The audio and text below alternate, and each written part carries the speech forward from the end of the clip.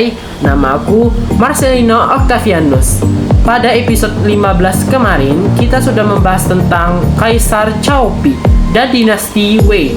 Nah, pada episode ke-16 ini, kita akan membahas tentang siapakah penerus dari Kaisar Cao Pi.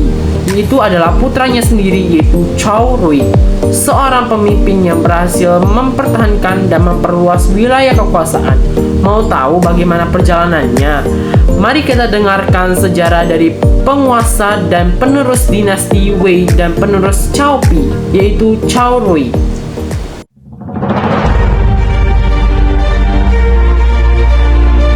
Cao Rui, kaisar kedua Cao Wei, lahir di tengah penggolakan zaman 3 kerajaan. Ia adalah putra dari Kaisar Cao Pi dan pemaisuri Zhen, serta cucu langsung dari sang tokoh legendaris yaitu Cao Cao. Serta masa kecil Cao Rui dikenal sangat cerdas dan memiliki bakat dalam sastra hingga menjadi cucu kesayangan kakeknya. Meski masa mudanya dibayangi dengan tragedi kematian sang ibu akibat ibunya dipaksa bunuh diri oleh Cao Pi, hubungan Cao Rui dan ayahnya sempat sangat renggang. Kemudian Cao Rui bahkan sempat disingkirkan dan hampir kehilangan hak tahtanya sebelum akhirnya dikembalikan dan dimanfaatkan. Tetapi ia tetap tumbuh menjadi pribadi yang tenang dan waspada. Latar belakang yang penuh dengan tekanan inilah yang menempa mental Cao Rui menjadi pemimpin yang praktis dan siap memegang kendali atas kekuasaannya dan kekaisarannya.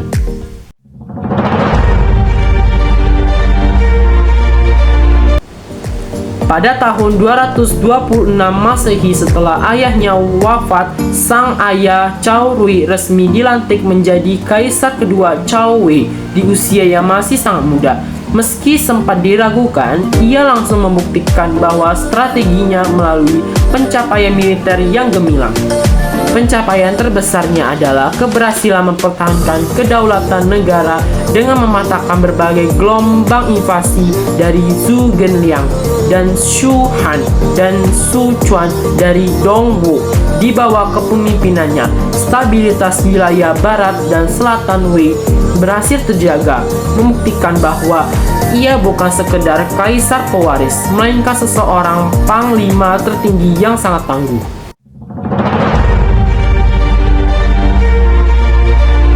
Puncak kejayaan Cao Rui ditandai dengan keberhasilannya mengamankan stabilitas mutlak di seluruh wilayah kekaisaran Wei. Melalui keputusan taktisnya yang tepat, ia berhasil memukul mundur ekspedisi utara terakhir dari rivalnya terberatnya Zhou Genliang. Tidak hanya tangguh di medan perang, masa keemasannya juga dicerminkan melalui perluasan pengaruh Wei ke wilayah timur laut, termasuk penaklukan Gongshu dan Yuan di Liaodong.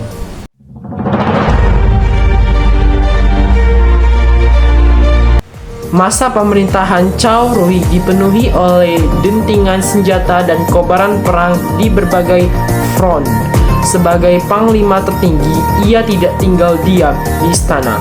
Cao Rui sering kali memimpin langsung pasukannya ke garis depan, seperti saat ia bergerak ke arah Hefei untuk memukul mundur pasukan Sun Quan dan Dongwu.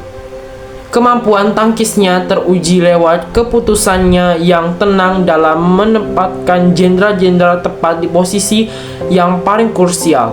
Perang demi perang ia hadapi dengan kepala dingin, menjadikan kekuatan militer Wei sebagai benteng baja yang tak tertembus oleh kepungan musuh-musuhnya.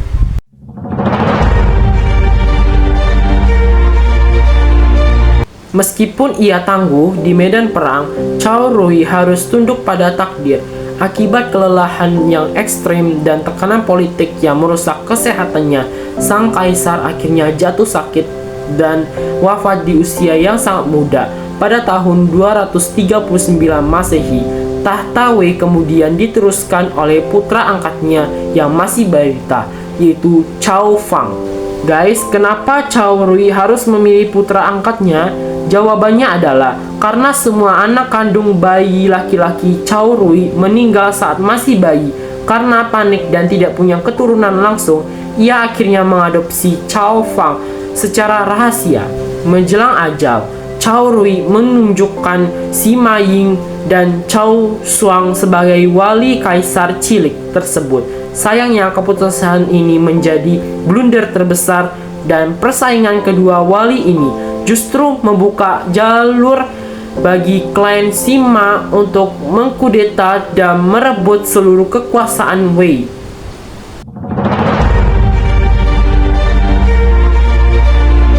Cao Rui meninggalkan warisan yang penuh kontradiksi dalam sejarah tiga kerajaan. Di satu sisi lain, ia dikenang sebagai pelindung sastra yang hebat dan kaisar tangguh yang berhasil menjaga keutuhan wilayah Wei dan kepungan musuh. Namun di sisi lain, ambisinya membangun istana megah menyisakan beban finansial yang berat bagi rakyatnya. Warisan terbesarnya yang paling mengubah sejarah adalah keputusannya membesarkan posisi klan Sima tanpa keteguhan dan celah politik yang ditinggalkan. Cao Rui, klan Sima mungkin tidak akan pernah memiliki kekuatan untuk mendirikan dinasti Jin.